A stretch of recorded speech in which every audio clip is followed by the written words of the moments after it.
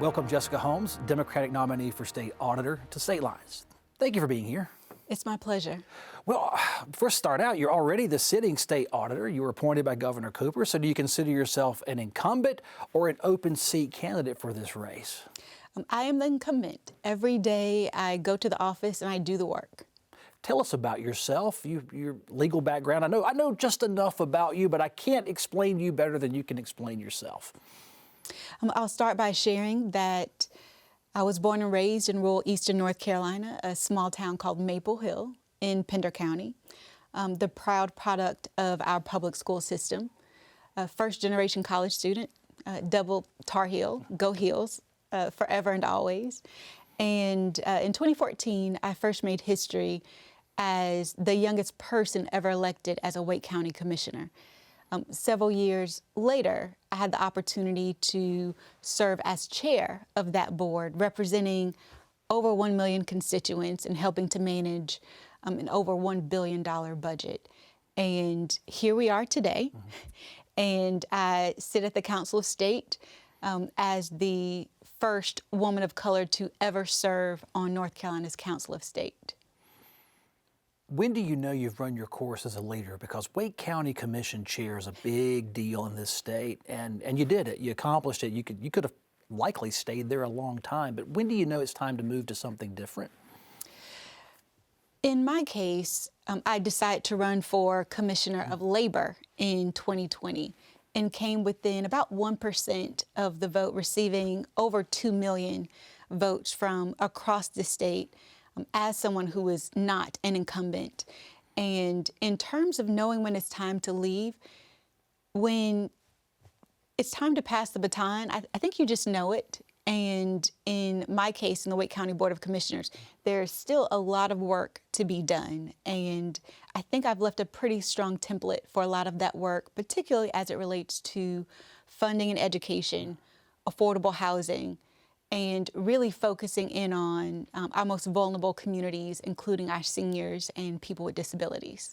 It's interesting, you're from Maple Hills in Duplin County. I know exactly where Pender County. It's Pender County. Duplin is close. I guess wrong. Heading that way for years and years and years. My father was on Topsail Beach, so I would go through there from Clinton, where I'm from. So we're from the same neck of the woods, but very few people come from that neck of the woods and run Wake County Board of Commission. Tell me about the leadership. What did you learn in Maple Hill that translated for you and was successful in Wake County of all places?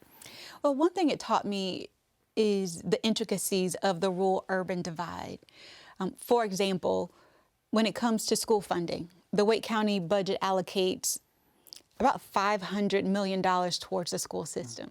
The revenue that comes into Pender County is significantly less than what Wake County allocates to our school system.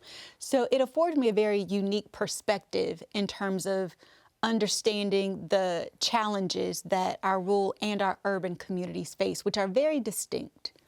Tell me about this auditor's job. You were appointed, a little over a year now, somewhere Yes. around there.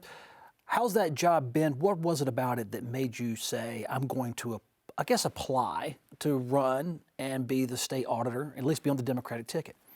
I will say that I did not apply and that I was actually not planning to run in 2024, in the 2024 cycle. So you were not. See, I was going to ask you. And I received a call from the governor's office and ended up having several conversations with the governor. And he said, essentially, Jessica, I prayed on this and you are the one. And I was initially hesitant. And one of the things I actually said directly to him was that, Black women aren't winning statewide in North Carolina. And you're asking me to do something impossible. You want me to start the job and run for the job all at the same time. Given all of the outside factors of the challenges facing women in politics and people of color in politics. And he looked at me and essentially said, Jessica, you have made impossible things happen all of your life. Well, we look at polls recently.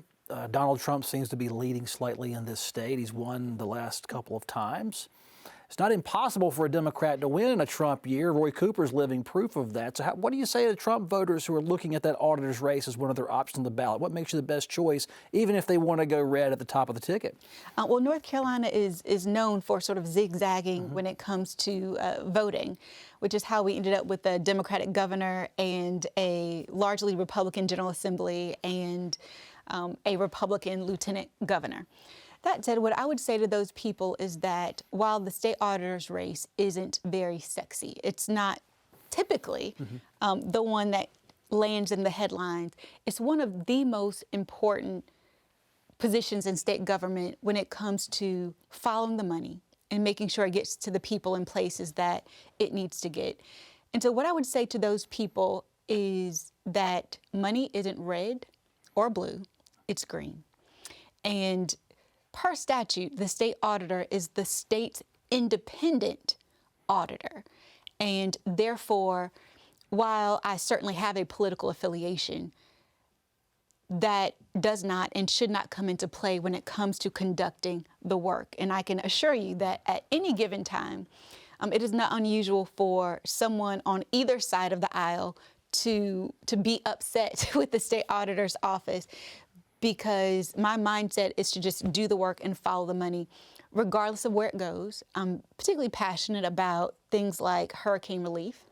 As someone who physically swept floodwater out of my living room growing up, as someone who was raised by my grandmother, so I care very deeply about senior care and people with disabilities. As someone who grew up as the beneficiary of SNAP benefits, for example, it's important to me to make sure that our state and our counties get those resources out to people as quickly as possible. So for me, it's about the work. I don't take my talking point from any political party. And I think most people would tell you that if I have to vote alone, I will. And I'm very much a purpose-driven person, in that the thing that allows me to sleep well at night is knowing that I did my best and that I have a clear conscience. The auditor's signature goes on to all those audits, and you're the public-facing person presenting it. Tell me about the team underneath it. Is the auditor someone who rolls the sleeves up and does the audit, or is it more of a leadership position that creates an environment so people who can dive deeply with confidence? Which way does it go? That actually depends on the day. And so I am certainly one of those people that's willing to, call the team in for a meeting and roll our sleeves up and, answer some tough questions about audits and the direction of the office. I would say I have spent my entire life knowing and understanding that there are titles and there are positions, and then there's actual leadership. And I think those things are very distinct.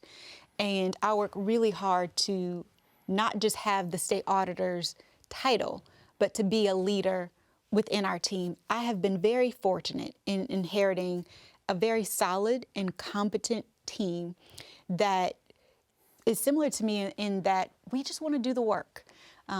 We're not in it for the headlines. We're not in it for the money. We are in it because we love North Carolina and because we want to make sure that the money gets to the people and places that need it most, having been a beneficiary of many of those benefits. There's a huge difference in being an appointee to fulfill a term and then being duly elected for a 4-year term. And I would think it was cultural. So I have to ask, and I've asked everyone, what kind of culture have you instilled, or do you want to instill if you get the voters' confidence for the next 4 years and beyond? In terms of the public's trust, I came into this office under very unique circumstances, and it is a top priority for me to rebuild the public's trust and to lead with integrity, and not just integrity on behalf of North Carolinians, but also integrity inside the office as much as outside of the office. And so I work very closely with my team, and I remind them that while my signature goes on the audits, it's a collaboration. It's the team that does the work, and it takes all of us. I often also remind them that the Office of the State Auditor is not and has never been about one person, and that it's their office, and that I am there to help them be successful and to make sure that I am their advocate and that I provide the direction for the office.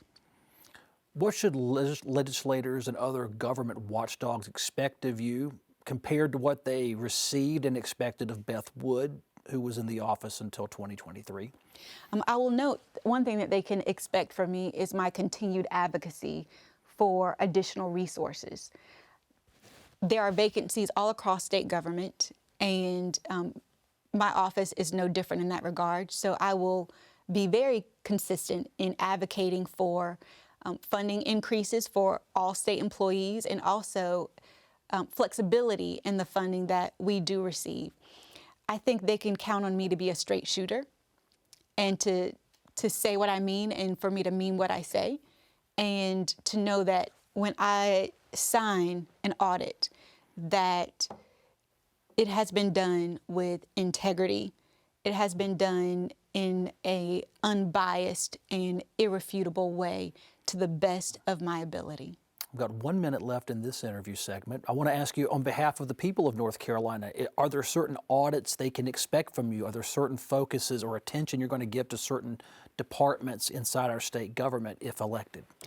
Absolutely. I'll start with senior care and nursing homes, and making sure that, for example, nursing home inspections are happening in a timely manner, because one of my goals is to make sure that we peek under the rug for the people that can't do so themselves, and to speak for the people that are most vulnerable, who are on the receiving end of state resources, who may or may not actually be receiving those benefits. So for me, the focus of the office is to make sure that every tax dollar goes to where it's supposed to go in the most efficient and effective way for the benefit of all North Carolinians. This is Jessica Holmes, folks. She is the Democratic nominee for North Carolina Auditor. Thank you for being on our show, and thank you for this interview. Good luck on the trail. Be safe with all those travels. I wish everyone well, because after November, it will be back to business as usual. So I look forward to that.